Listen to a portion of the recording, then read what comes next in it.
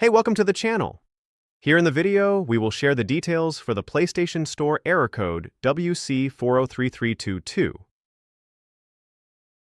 The error reads, "The session has expired. Please try again."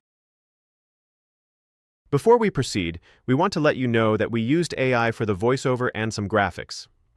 However, all the information shared has been manually researched and is not AI generated. As per our research, the error comes when users try to make a purchase from the PlayStation Store, but are unable to proceed.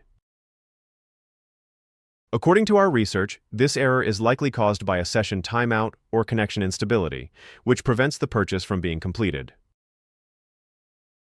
To deal with the error, the first thing we suggest is to power cycle your console along with the router. Simply shut down your console and router. Then unplug them from the power source, then wait for a few minutes, and then plug them back in. Then restart both devices and check for the error again. If the error still comes, then try logging out and logging back into your PSN account.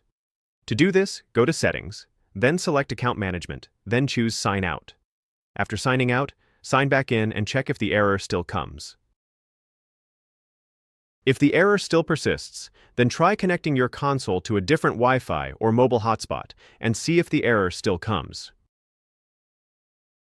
If the error still continues, then go to status.playstation.com and check if the PSN services are having any instability, outage, or going through maintenance. If so, you will have to wait until the services are restored and then check for the error again. At last, if the error still persists and the PSN server status page shows everything is normal, then we suggest you reach out to PSN support and report the issue.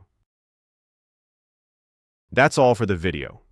If this video helped, don't forget to like, share, and subscribe. Have any questions or issues? Drop them in the comments below. Thank you.